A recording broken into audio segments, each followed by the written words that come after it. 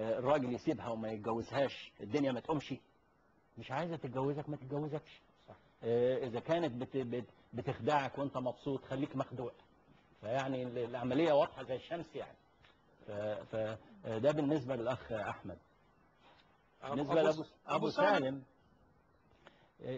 يعني أبو سالم الحقيقة يعني هو سؤاله دكتور خليفة كان عن أن البنت هي التي تخدع، يعني نعم. يرتبط معها بعلاقة عاطفية فترة طويلة نعم. وفجأة تتزوج غيره مثلا. نعم. أو يكتشف أنها على علاقة مع إنسان آخر. أيوة، بس قليل جدا من البنات اللي بيخدعوا، قليل جدا منهم، الغالبية العظمى الرجال. شوف محمد، شوف نعم. محمد. وعلى فكرة الكلام ده مش موجود في مجتمعنا بس، موجود في العالم كله، انه الطرف المخادع من جنس الراجل اكتر من الطرف المخادع من جنس المرأة. والمرأة ممكن تبقى محترفة في خداع الرجل، بس احنا عارفين المرأة حينما تخادع الراجل على فكرة يعني برضو يا دكتور خليفة أنا عايز أرجع لأم راشد، لأن أم راشد قالت أنا اتخدعت 5 سنين. أم راشد ما اتخدعتش 5 سنين، أم راشد استمتعت 5 سنين بحب رخيص، بعلاقة رخيصة. ما تزعلش مني أم راشد، ليه؟ لأن احنا بنقول الكلام ده لأن أم راشد استفادت من الدرس واستفادت من التجربة. اللي احنا عايزين نقوله إن احنا بنخدر نفسنا لما نبقى بنستمتع بالعلاقة، بنخدر نفسنا ونقول يمكن ما فيش يمكن. طيب دكتور خليني أسأل أم راشد هذا السؤال. أم راشد سمعتي كلام الدكتور؟ نعم. أنت بعد الزواج الأول يبدو لي كنت مثل ما ذكرتي كنت عندك فراغ عاطفي وبغيتي تشبعينه.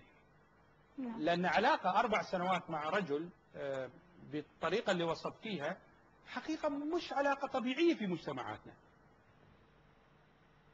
صح، أنا معك. طيب أنت عن ماذا كنت تبحثي خلال هاي الفترة؟ شوف يا خليفة، أنا يتيمة وما عندي أحد يرشدني، ولما أنا يا الرجال لقيت عنده كل شيء. طيب كم كان عمرك يا أم راشد؟ أساس تقولين أنت يتيمة وما حد يرشدك، كم عمرك؟ يعني 25. 25؟ نعم. طيب متى يعقل الإنسان إذا ما بيعقل في هذا العمر يا أم راشد؟ وبالذات حتى لو الإنسان كبير يبالي أحد يرشده، مو بالإنسان يعني كبير خلاص عاقل. وليش أنت ما بحثتي عن من يرشدك؟ يا خليفة أنا عشت حياة محرومة من أشياء وايدة، ولما انقطعت عن زوجي نعم أجى الرجال في حياتي عوضني على أشياء أنا كنت محرومة منها. ما علينا يا أم راشد، لكن لما ما بادرتي بالزواج بعد مثلا 6 أشهر من التعرف على هذا الإنسان؟ ما حسيت، يعني ما حسيت منه هذا الشيء. ايش اللي ما حسيت؟ يمكن بعدين عقب، يمكن سبحان الله. إذا معناته كلام الدكتور كان صحيح أنك أنت لا ما أعرف الصح كلامه، لأن الغلط مني أنا مش من الرجال. أخت أسماء كنت بتعلقين؟ في بعض الشباب من الجنسين، وغالبا جنس الشباب الأولاد يصير عندهم فوبيا الارتباط، يعني مخاوف الارتباط، بالتالي بس يستمتع مجرد الاستمتاع، ولكن لما يصير في عملية الارتباط والمسؤولية يحجم هني. فيعني وهذا المفروض يكون واضح عند الطرفين، وانا اعرف حاله كان واضح انه هو ما راح يرتبط بس راح يقعد معاها، وفعلا اكثر من 5 سنوات وبعدين فشلت العلاقه. محمد كنت بتعلق على الكلام اللي دار. انا كان في حاجه، بس الاخ ناصر كان من العراق اللي عنده 19 سنه. سريعا عشان ما اضيعش وقت البرنامج. ناصر امارات او العراق. ابو سالم من العراق. لا احمد. اللي هو احمد معلش انا اسف في الاسم. الفكره انا عايز اقول له يعني من غير قسم ولا حاجه، انه اقسم برضه اقسم له ان دماغه هتتغير. ده من قرايه علم النفس، من دراسه طب وصيدله. لو اتجوزها النهارده which is بالنسبه له دلوقتي هي الرغبه القصوى، لما يتم 21 سنه هيقول ايه اللي انا عملته ده؟ فانا كل لو سمحت اصبر، بس ما بقولوش غير كده. يصبر عن اصبر على فكرك بس يتكون. لان انا كان طول عمري بيقولوا لي من وانا صغير انت والله يا محمد انت دماغك كبيره وانا افتكرت بقى فانا كنت برضو عايز اجيب ولد وانا طفل واتجوز بدري وحاجات كده. دلوقتي انا عندي 28 سنه وعمال اقول انا مش عارف اختار لاني لسه مش مؤهل. هو بس دكتور خليفه انا مضطر اخذ هذه الاستراحه، لكن قبلها ابغى اقول لكم حاجه. ما فهمت معنى حديث الرسول صلى الله عليه وسلم عندما قال إن الأذن لا تزني وزناها السمع إلا لما وصلتني مثل هذه المداخلات، أن نساء امرأة متزوجة وتبحث عن إشباع عاطفي خارج بيته هذه زانية في أذنها. وكذلك الرجل إن فعل نفس الممارسة. يا جماعة كونوا واضحين، إذا هذا الزوج مش قادر يشبعك جيبي يمسكي يقولي لي تعال أنا عندي حاجة فاضية، يا تقدر تشبعها يا بروح بيت أبويا، وتنتهي العلاقة بسلام. أما تدخلوا في موضوع الزنا بأشكاله المختلفة هذه بداية لنهاية خطيرة جدا عليكم كأفراد قبل ما تكون على أسرتكم أو على مجتمعكم. الصراحة بسيطة وبعدها نواصل معاكم الحوار الشيق، ومن خلاله بنعرف الآن كيف نعرف الحب الحقيقي من الحب الكاذب. سامحونا إذا أذيناكم بصراحتنا، لكن لأن نحبكم نبغي نقدم لكم أفضل ما هو موجود سواء من التجارب الإنسانية أو من آراء الخبراء. سؤال محوري في هذه الحلقة: كيف تعرف الفتاة أن هذا الشاب فعلا يحبها وجاد؟ وكيف تميزه عن الإنسان اللي هو يخدع أو يسرق باسم الحب؟ تفضل دكتور. هو أنا قلت 3 حاجات مهمين جدا، 3 حاجات في منتهى الأهمية، اللي هو لابد أن يكون في فعلا منجذب إليها بشكلها الداخلي والخارجي وكله. الحاجة الثانية لابد أن يكون في تواصل فكري بين الاثنين، يعني التواصل العاطفي يبقى موجود بس التواصل الفكري مهم جدا. ليه؟ لأن احنا لو سيبنا التواصل العاطفي بس من غير تواصل فكري، يعني لو كل ما هو قاعد معايا بيكلمني في الحب فقط يبقى بيجرجرني.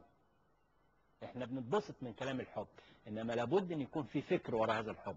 الدنيا دي احنا عايشين فيها عشان نفكر فيها، يبقى لابد ان يكون مع الانجذاب الجسدي انجذاب فكري ايضا، ناخد بالنا هل هو بيفكر معانا بنفكر معاه.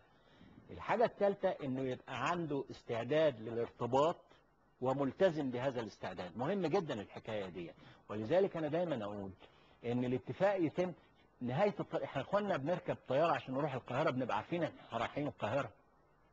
الواحد يعمل علاقة حب ومش عارف هو رايح فين، يعني معذرة يعني واحد رايح راس الخيمة من ابو ظبي بيبقى عارف انه رايح راس الخيمة، ومع انه ممكن يغلط ويروح حتة تانية ويرجع تاني. انما احنا بنحب وبعدين يجي لنا اكتئاب 5 سنين وكلام من ده، مش نعرف نهاية الحب ده هيبقى ايه. وخلوا بالكم الحب متعة وجميل وممكن نتورط فيه ونستمتع بالنهار او نستمتع بالليل ويجي لنا اكتئاب الصبح، وبعدين يوم ورا يوم نمر في 5 ايام. ولذلك انا ليه اعتذار اقدمه لمراشد. احنا لا نجرمك في العلاقة، بالعكس انت هدية هذا البرنامج لانك صريحة جدا وجريئة جدا، وانت جاي عشان تنقذي ناس كثيرة جدا من اللي حصل لك. طيب خليني اسال ام راشد هذا السؤال وبعدين برجع للاخت اسماء. ام راشد من تجربتك كيف البنت تعرف هذا الرجل صادق في حبه ولا كاذب؟ بشيء واحد مع احترامي للجميع، إن شافت يميل إليها في الجنس تعرف إنه كذاب. وهاي العلامة المميزة. طبعا الريال يبين. مريم بعد 5 تجارب في الحب كيف تعرفين الرجل الصادق من الكاذب؟ ما هي علامة الكذب عند الرجال؟ يميل للعلاقات الجنسية. يميل للعلاقات الجنسية. نعم. يا محمد كيف البنت تعرف أن الشاب هذا كاذب في حبه؟ لا تعرف، عمري ما اقدر اقول حاجه تخليها تعرف معرفه اليقين، لكن نقدر نقول ايه اللي ما تاخدش بيه على ان هو ده الصح. فمثلا الى ان تفرض حكوماتنا العربيه ضرائب على الكلام ما يصدقوش. يعني انا ممكن اعمل ساعه شعر مش شرط ان كل ده يكون صح. بتهيالي افعال لاقوال زي شعارات الحمله الانتخابيه، وافعال مش معناه انه يروح تحت البيت يزمر تحت البلكونه، لا فعل تحس انه الراجل وتحس ان هو عايز يخش في ارتباط حقيقي وبيحاول وبيعمل مجهود وكده. ولكن بقيه الحاجات اللي بيعملها بتحس انه ما بيقدمش اي حاجه وما بيخسرش اي حاجه، ما تقدمش هي قصادها حاجه فادحه. صح. الاخت اسماء في موضوع اكتشاف الحب الكاذب او الرجل الذي يخدع في حبه،